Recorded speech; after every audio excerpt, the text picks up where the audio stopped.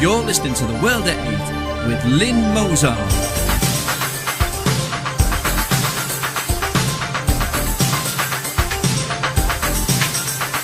The World at 8, the number one in nationalist news. Highlights of the news today, Tuesday 30th of September 2014. Woman raped by Asian in Sunderland's Mowbray Park. Fake Newcastle cabbie kidnaps young reveller before sexually abusing her. Peterborough's Mohammed Abbas jailed for sex with underage girl. Oldham woman implores, deport beast who raped me, please. Have you ever heard of Rotherham's James Cole? You should have. He reported the crimes in 2005. This tiny country produces 5 times as many Islamic State fighters per capita as Turkey. Ukraine crisis hits gas prices in Italy. Oettinger blames celebs for nude photo hack. Hong Kong protesters and China dig in. Thought for the day, crisis BNP, what to believe. And finally, 50 years ago, food we used to eat. Now I have another announcement to make on the days we will be on air. We at Radio Britain are not buggering about just for the sake of it. We are free now to test various days and times, and we have kept a close eye on numbers. Now to keep ourselves to 2 days a week is good for the moment, as although we have a few UK reporters, our main European one is ill and indeed has been in hospital in France for the last couple of months. Get well, I'm no kafar, we miss you. So we've shifted the 2 days we are doing from Tuesdays and Thursdays to Mondays and Fridays. This means that at least 2 days will be on the previous 3 days but not Wednesday. This gives a weekend for Monday news and 4 days until the Friday news, and we can still have interviews on Friday as per usual. This format will start this coming Friday.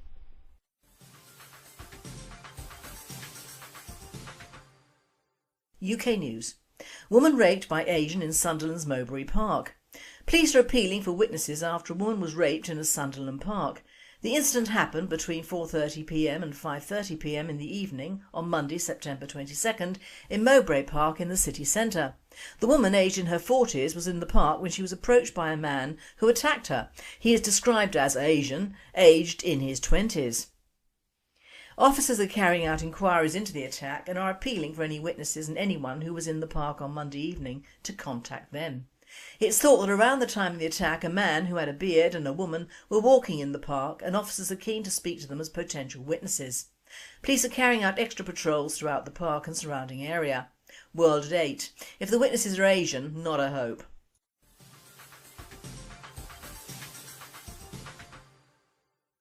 Fake Newcastle cabbie kidnapped young reveller before sexually abusing her. Businessman Mohammed Malik is facing years behind bars after he kidnapped and molested a 20-year-old who thought he was a taxi driver. As she was a stranger to Newcastle, she didn't realise she was only 200 yards from the place where her and her friends were staying. She was unsuccessful in trying to hail a taxi outside Sinner's Bar and so started walking towards the Haymarket up Newgate Street. Stalking the streets looking for a victim, the businessman is caught on CCTV picking up a drunk 20-year-old who thought he was a taxi driver. The victim got into Malik's car near the Gate complex on Newgate Street and asked to be taken to the short distance to the place in the city centre where she was staying with friends. But instead Malik drove her to the west end of Newcastle, parked up in a secluded spot and subjected the terrified young woman to a sordid sex attack. He was snared after 3 men who spotted the woman getting into the car noted down the registration number and texted it to the police. Now the 30-year-old of Beaconsfield Street, Arthur's Hill, Newcastle is facing years in prison after a jury at Newcastle Crown Court convicted him of kidnap and sexual assault. Judge John Milford told him, "Doubtless you have been warned as to the sort of sentence you are likely to receive in terms of years." World at 8. Why not deportation for him and his family? Why this keeping them all over here and feeding them for years? He is a criminal and a foreign criminal at that, although this goes on in their home countries all the time.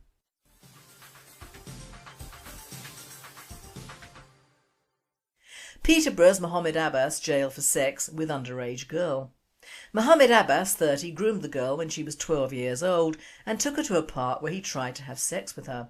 He would drive her around in his black BMW and take her to houses for sex. She would often not return home for several days. The offences came to light as part of Operation Earl, a joint inquiry by Cambridgeshire Constabulary and the Peterborough City Council into child sexual exploitation. The victim was identified during another investigation. Abbas, previously of Gladstone Street, Peterborough, initially went on trial in June. However, a jury at Peterborough Crown Court failed to reach a verdict. A retrial started and he was convicted of 2 counts of sexual assault on a girl under 13 by penetration and 2 specimen charges of sexual activity with a child. He was sentenced to 12 years for the sexual assault charges and 8 for the sexual activity, to run concurrently. He will be deported after serving his sentence. World at 8, and all his stinking community as well, I hope.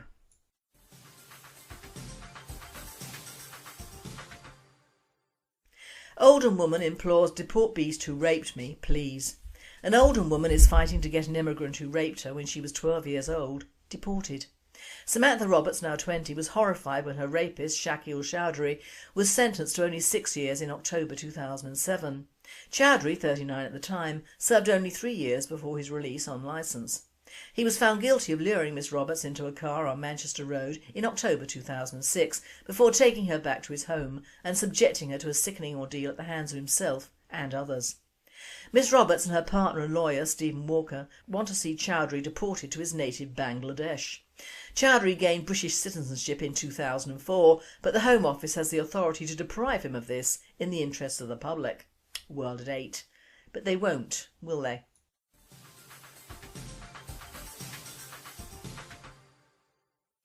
Have you heard of Rotherham's James Cole? You should have.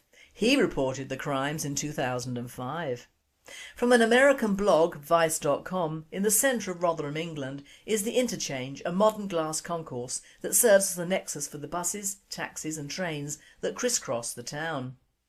Rotherham's sex gangs used the Interchange to recruit victims and transport them to waiting clients. According to the Alexis J report, which said 1,400 young girls were abused over a period of 16 years within the well-lit and sterile corridors of the Interchange, school children ran a gauntlet of drug dealers, addicts and people involved in a range of criminal activity. The C block is where the buses to the villages go. Very, very few people use that part of the Interchange, said victim Emma Jackson. It's always very quiet. The deserted terminal provided the perfect hunting ground for predatory sex gangs. Emma claims that in 2003 she was sexually assaulted on C Block, gang raped and then sold for sex. Eventually she broke down, told her family and gave a statement to the police. She gave them a collection of semen-stained bloody clothes that she had been too ashamed to even wash. However, this important evidence was lost somewhere on the way from Emma's home to the police station. Eventually the police gave Emma £140, $230, for her ruined clothes. A second allegation of rape led nowhere as the Crown Prosecution Service decided there wasn't enough evidence to proceed with the case. All of this was unknown to James Cole, who was 19 years old at the time and had just started working at the Interchange as a security officer. The police didn't bother to ask if he had seen anything suspicious the night Emma was first raped or to tell him to be on the lookout in the future. But by 2005 Cole was well aware that there was something disturbing taking place around the town centre, in the bus station, marketplace and surrounding deserted alleyways. He said that Asian lads were taking advantage, using young teenage girls for sex. The girls were being passed around, but it seemed almost as though it was a collective agreement that this was what would happen. Added Cole, I got the impression that they enjoyed terrorising the girls. Lot of verbal abuse, name-calling, slag, bitch, demands for oral sex, spitting at them. Girls would come to us and say they were being followed. There is a permanent sadness in Cole's eyes which often fill with tears as he describes his experiences. The impact on me has been massive, he says. He pauses and takes a deep breath, hangs his head and his voice drops to a hesitant whisper. It destroyed me in a sense. Seeing the assaults, the abuse and the cavalier manner in which these men got away with this. It's tarnished and almost burnt a hole in my soul. They were just allowed to act like hyenas in a chicken hut.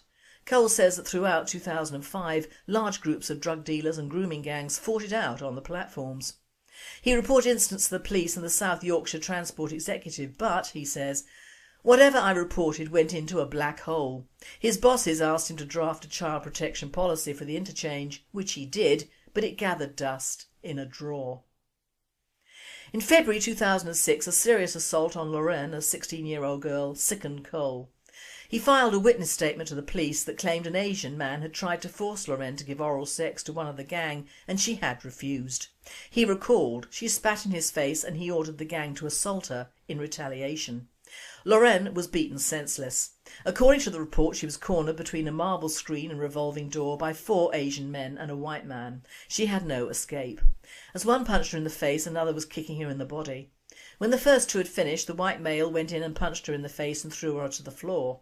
Another man dragged Lynne off the floor and sent her crashing down again, rendering her unconscious. He then stamped on her face. Another man then entered the fray and continued to kick and punch the motionless young girl. Cole said, "I thought they were going to kill her. We had it all on CCTV and it was very, very clear. I begged her to speak to the police, who arrived at the scene 45 minutes later. Lynne's attackers were all known to the cops and security staff, yet no prosecutions followed." Cole says that months after the incident occurred, police returned to the recording to the CCTV operator, who had accidentally dropped it and stood on it, destroying the important evidence of the gang's activities. In August 2010, the interchange suspended Cole after he made a complaint about the conduct of police at the interchange. His employers offered him an out-of-court settlement, which he decided to accept and move on without seeking legal action against them. A few months later, in November 2010, Cole was reading his local paper, the Doncaster Star, over lunch. World at 8. So, as both Nick G and I have said for years, this has been going on and no one has done anything about it. And even now, despite the so-called resignations, nothing will change until the British people change and stop putting up with it. The full story by Anne Zernick and Peter Sawyer, and there is much more to it, as found at http://www.vice.com/Rotherham-grooming-security-guard-and-victims-interview-091.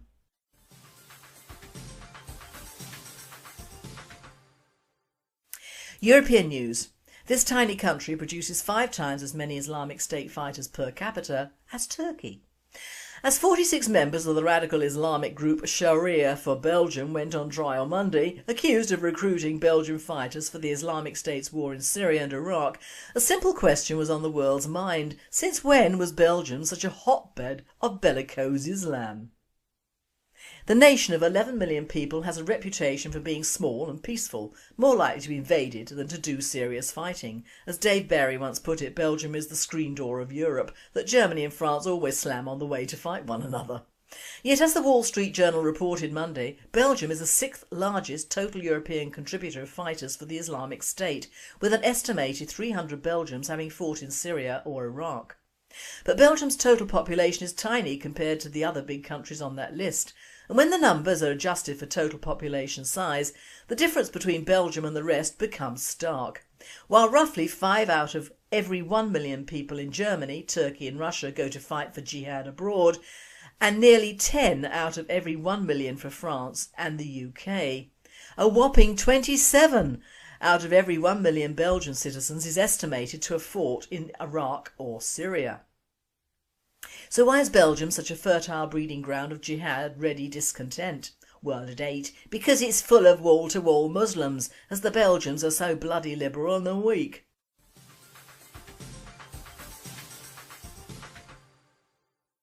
Ukraine crisis hits gas prices in Italy.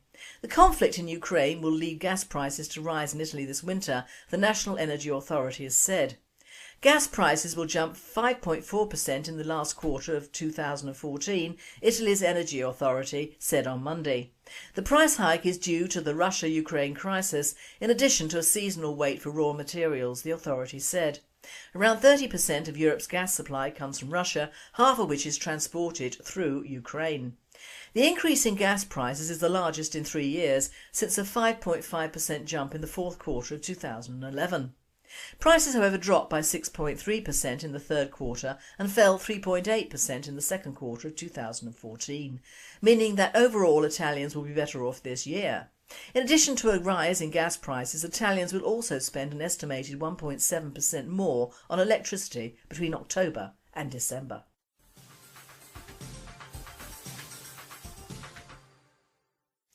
Oettinger blames celebs for nude photo hack. German newspapers on Tuesday ridiculed incoming EU Digital Commissioner Günther Oettinger after he blamed stupid celebrities for having their private nude pictures hacked and spread online. A trove of revealing selfies and other images of stars and models have been snatched from Apple's iCloud and posted online in recent weeks in what the tech giant has called a targeted attack. Oettinger, Germany's EU Commissioner, was asked about the scandal in a Brussels hearing. He replied, if a celebrity is stupid enough to take a nude photo of themselves and put it on the internet, then they can't expect us to protect them. There's a limit to how far you can protect people against their own stupidity, he said on Monday. News site Spiegel Online said the comments show that the 60-year-old, who currently holds the Energy Commissioner's post, has not understood the affair about hacked celebrity images and judged that the new post may be too challenging for him. It pointed out the encrypted images files are automatically sent by smartphones into the data cloud as a backup and that the images were stolen by criminals. Spiegel Online added that Oettinger's comment reflected the notion that if you use the internet, you have yourself to blame. The Hamburger Abendblatt also called the comment a faux pas, while Business Daily Handelsblatt said the reply showed that Oettinger lacked the required technical expertise on online privacy protection. Well, to date, Oettinger is right. Everyone has a responsibility towards themselves. You can't expect a state or government to act like a nanny state or a handkerchief when someone has been just plain stupid.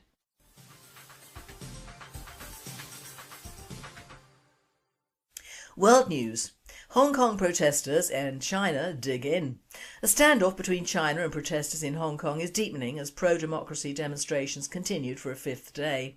Neither side is showing any signs of backing down, even as China prepares to mark its National Day on Wednesday.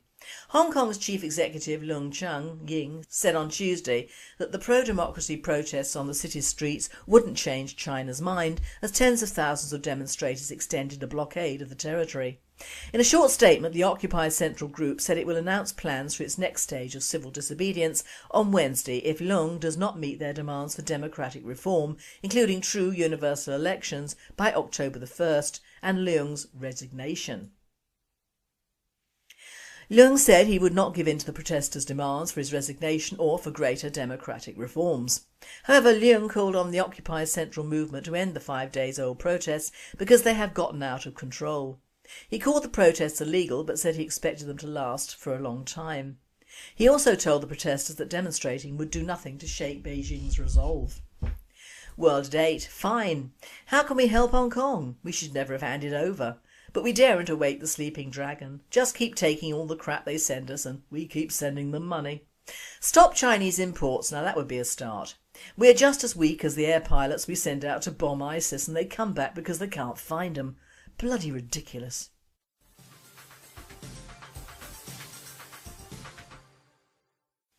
Thought for the day. Crisis BNP. What to believe? Well, this is a fine pickle we find ourselves in it, Ollie. Scratch of head and a quick re-look at the flurry of emails. Now what I'm about to say might put me in the new naughty corner of the party, but I'm used to that. The Wigton Soviet have invented a new form of punishment for officials or activists who rattle their flimsy cage. It is called the Conduct Committee and has awesome powers. This particular bit of flimsy was sent out yesterday by the chairman's PA, which I couldn't work out whether it stood for piss artist or personal assistant, but suffice this person has no name and only goes under the signature of Adam Walker, so he must be doing 2 acting jobs, which is clever from a guy who can barely do 1 job at a time. The guys on that committee should be pilloried and or ashamed, and as Barnett is the secretary of that committee, perhaps a cloth cap and a couple of whippets down his drawers should get the process moving along very nicely, thank you. I do hope they provide the relevant shade of puce for the auto de fe pointy hats, which I've always fancied wearing actually, although the singeing of my private parts I'm not so keen on. So now we have in the BNP for the first time a conduct committee, which is a waste of time as we all know that if one strays from the path of righteousness, it is out, foul spot, on the spot. Now if you, like me, are heartily sick and tired of it all, then gather round and I will try to explain in layman's terms what has happened. I cannot go into the legal details because unlike Nick G, I have only worked in legal offices, not trained as a legal. So allow me to put it in simple terms and miss out the unnecessary bits. Just take it from me that the EC meeting which resulted in NG's supposed resignation was not only illegal but pre-planned well before that meeting. After about 8 hours of bullying and yelling, the deed was done, and to say there were only about 4 people in that meeting who did not know what was supposed to happen is true. We voted just to get the whole miserable business over and done with. It was the worst meeting I've ever attended, both in and out of either the corporate or political arenas. But that is done and dusted. And the acting chairman has stated there will be no immediate EC or EGM meeting and no immediate internal elections for either bona fide chairman or deputy chairman. In fact, a certain non-member but very well paid hanger-on when NG was in Europe has rewritten certain sections of the constitution to reflect this lack of action and make it virtually illegal to even request such meetings or elections, thus obviating the need for the acting chairman to actually act at all. The sad fact is that the BNP is now officially run by 4 party members who pull the strings of the acting chairman, but in truth it is a party run by 2 non-party members, Postman Pat and his financial heavy Frank the Fingers. Now we come to the emailing factor, and this is where the conduct committee comes into its own. EC members who have queries or genuine concerns must not contact each other in a round-robin type email. Why? If one is a normal voting member, one can email who the hell one wants to about anything, except do not use the bnp.org UK address because they can and are read by Barnett and Co, who, as Jefferson said, have a good laugh about them.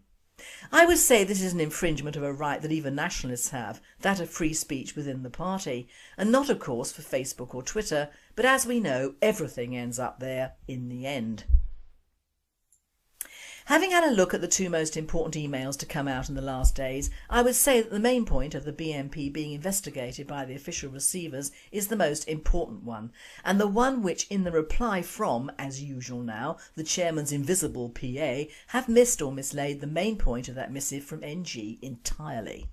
Now whether this was intentional to blindside the average member or an official I don't know, but I will try to help in that respect. NG went bankrupt and it's done and dusted. The point that this PA is missing is that if NG had not been chairman of the BNP, he would not have gone bankrupt personally. It was his fighting the Muslim sexual grooming and the EHRC that piled up the legal fees and more. NG is not trying to get money back from the party, but merely warning of what could and may happen if certain people do not come clean or do what is necessary to curtail the possible damage. It really is a no-fault thing. What has happened, and there's no going back. But if the party want to look to continuing to grow the BNP, then they will have to address certain unpalatable things. It matters not a row of beans whether Jackie Griffin works or what house the Griffin family live in or how they managed during the EU years. I know for a fact that if Jackie had not been working most of her married life, there will be no BNP. NG is the first to admit that it is Jackie who has been carrying the party for some years by helping Nick succeed, not the people busy taking everything they can get and thinking it is right. The proof of the pudding is in the eating, and it is the powers that be that are yelling now loudest about the lack of money now that NG is out of the EU. Their little pot of gold has gone and every single one of them has cashed in over the last 5 years onto the EU and various works which have paid very well, thank you, whilst they've been running the party into the ground. Now that pot of gold is no longer there, and with the usual lack of manners and consideration, they are killing the goose that laid this particular golden egg. Talk about hitting a man when he's down. Now I am an NG supporter, but he has made mistakes as we all do, but the worst must be trusting the coterie that are now in power and have turned on him like a pack of ravening wolves. Postman Pat and his wife earn thousands a year working in the EU, as indeed did others working for bronze when being paid for by Griffin. How's that for a turnaround? But all that is gone now, and don't we all know about it? The official receivers have every right to approach the BNP as NG was chairman of the party during his bankruptcy proceedings, and these proceedings were party oriented. Now his financial demise is done and gone. These receivers have the right to investigate to see if there's any more money they can get. It has nothing to do with personal or impersonal bankruptcy proceedings. That has now finished and a new stage might well begin. NG has tried for many weeks to get Jefferson and Hogarth to speak to him about these proceedings should they occur. It isn't NG's fault at all, and it doesn't warrant the personal attacks he has received on various emails from the chairman's piss artist. True, he may be suffering sour grapes, as frankly I would be seething if a political party I had worked so hard for turned on me just because I was no longer officiating at the ceremony of the golden calf, but that appears to be the nature of the beast. But this possibility does not interfere with his legal acumen and knowledge of what the party could go through and how to avoid or liaise with it. But we all know by now that if anyone, and I mean anyone, tries to organise, liaise or communicate with the Wigton Soviet, it means they are trying to destroy the party or are unhappy with the way things have gone. True, but all I know is that when I joined 10 years ago, although communications were still bloody awful, there was still a freedom of speech between officials that could be undertaken without censoring and nastiness. I have the awful feeling whenever I see a bulletin come through stating just how many more people have joined now that of course NG is no longer the chairman, or what breath of life the new acting chairman has blown into the party, or that the one particular new (bracket non-member at the time) close bracket official that Walker appointed in the southwest without the knowledge of that RO has now become the new Mecca after 40 years in the sodding wilderness. The party publicity guy Wyeth must be working overtime for him, if one can call working a bunch of lies and wind that come blowing out from the north at monotonous intervals propaganda, and which should be renamed crapaganda because that is where I file them, in the BNP crap file. Now I'm still a nationalist and still in the party for now, but I wish that the storms of fear would not cloud a relatively simple issue which could be cleared up without all the fuss and bother it will entail in the end.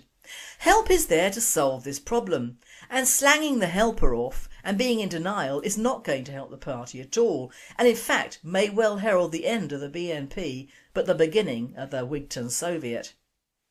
Official receivers are just that, they receive, and they are entitled to do so. The legal status of members or EC members I'm not sure about, as I'm not well acquainted with UK corporate law, but at least I know it exists and I can spell it.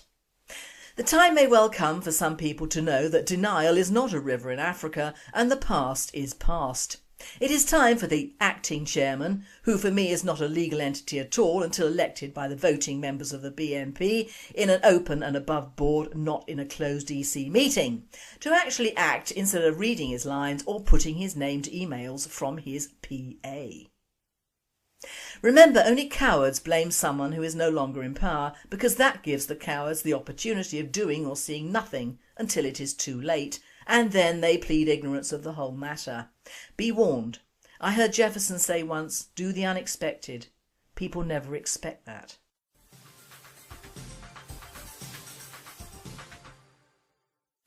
And finally, the food we ate in the 50s. Nostalgia, nostalgia, nostalgia. Eating in the UK in the 50s. Pasta had not been invented. Curry was a surname. A takeaway was a mathematical problem. A pizza was something to do with a leaning tower. Bananas and oranges only appeared at Christmas time. All crisps were plain, the only choice we had was whether to put the salt on or not. A Chinese chippy was a foreign carpenter. Rice was a milk pudding and never ever part of our dinner. A Big Mac was what we wore when it was raining. Brown bread was something only the poor people ate. Oil was for lubricating, fat was for cooking. Tea was made in a teapot using tea leaves and never green. Coffee was camp and it came in a bottle. Cubed sugar was regarded as posh. Only Heinz made beans. Fish didn't have fingers in those days. Eating raw fish was called poverty, not sushi. None of us had ever heard of yoghurt. Healthy food consisted of anything edible. People who didn't peel potatoes were regarded as lazy. Indian restaurants were found only in India. Cooking outside was called camping. Seaweed was not a recognised food. Kebab was not even a word, never mind a food. Sugar enjoyed a good press in those days and was regarded as being white gold. Prunes were medicinal. Surprisingly, muesli was readily available. It was called cattle feed. Pineapples came in chunks in a tin. We had only ever seen a picture of a real one. Water came out of a tap. If someone had suggested bottling it and charging more than petrol for it, they would have become a laughing stock. The one thing that we never ever had on our tables in the 50s was elbows. May I add that if food went a bit mouldy, we cut off that bit, put it in the pig bin and ate the rest. No daft sell-by dates, our mothers used common sense. I can only disagree with the coffee. My mother never bought it, as it was expensive from the proper coffee shops that used to sell it, and the smell wafted down the street. Lovely. And may I add, we had shops for different things. Greengrocers for fruit and veg, grocers for hard stuffs, butchers for meat and bacon products, fishmongers for fish, cobblers for shoes, dress shops for ladies and men's shops for men and children's shops for children, chemists for shampoo and medicines, hardware shops for hardware, garden shops for plants and flower shops for flowers. Streets were full of shoppers in those days, and all of which were truly British, not what passes today for a Brit. Life was harder but simpler, and people knew how to enjoy themselves in an adult way without getting blind drunk and puking in the streets. It wasn't a sin to smoke or enjoy yourself or tell a risque joke. But how times are allowed to change under the name of progress. Nostalgia, oh dear me, nostalgia. You've been listening to The World at 8. I am Lynne Mozart, and I wish you all a very good night.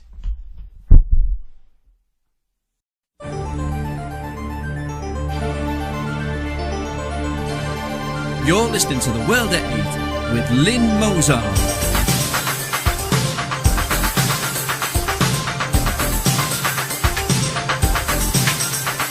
The World at 8, the number one in nationalist news.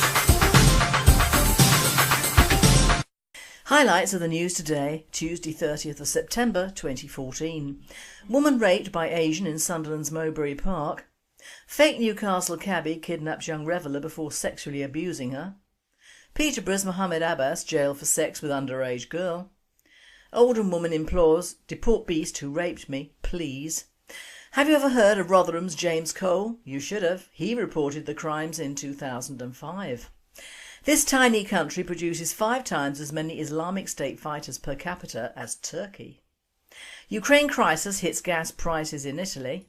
Noted down the registration number and texted it to the police.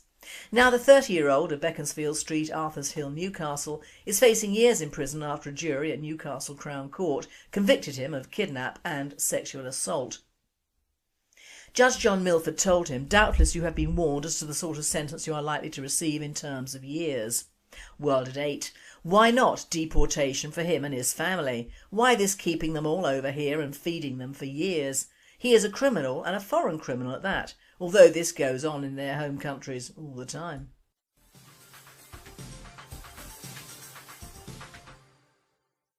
Peterborough's Mohammed Abbas jailed for sex with underage girl.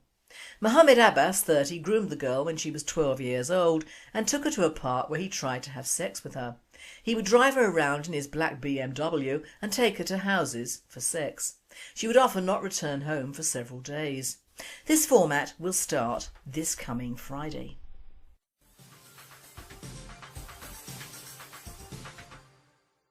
UK News. Woman raped by Asian in Sunderland's Mowbray Park.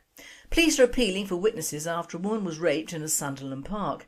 The incident happened between 4:30 p.m. and 5:30 p.m. in the evening on Monday, September 22nd in Mowbray Park in the city centre. The woman, aged in her 40s, was in the park when she was approached by a man who attacked her. He is described as Asian, aged in his 20s. Officers are carrying out inquiries into the attack and are appealing for any witnesses and anyone who was in the park on Monday evening to contact them. It's thought that around the time of the attack a man who had a beard and a woman were walking in the park, and officers are keen to speak to them as potential witnesses. Police are carrying out extra patrols throughout the park and surrounding area. World at 8. If the witnesses are Asian, not a hope.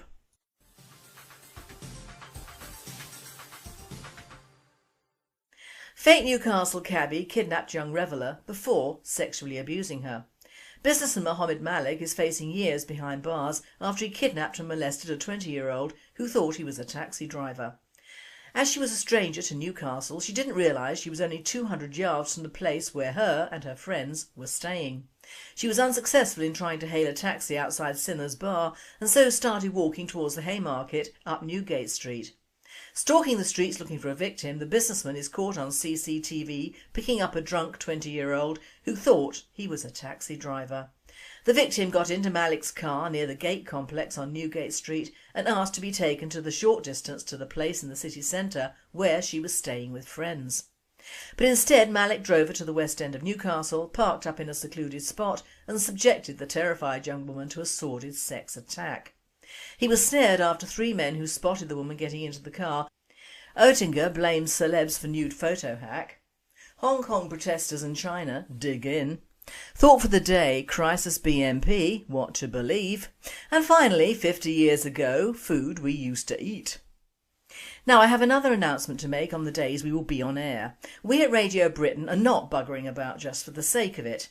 We are free now to test various days and times, and we have kept a close eye on numbers. Now to keep ourselves to 2 days a week is good for the moment, as although we have a few UK reporters, our main European one is ill and indeed has been in hospital in France for the last couple of months. Get well, I'm no kafar, we miss you. So we've shifted the 2 days we are doing from Tuesdays and Thursdays to Mondays and Fridays. This means that at least 2 days will be on the previous 3 days but not Wednesday. This gives a weekend for Monday news and 4 days until the Friday news, and we can still have interviews on Friday as per usual.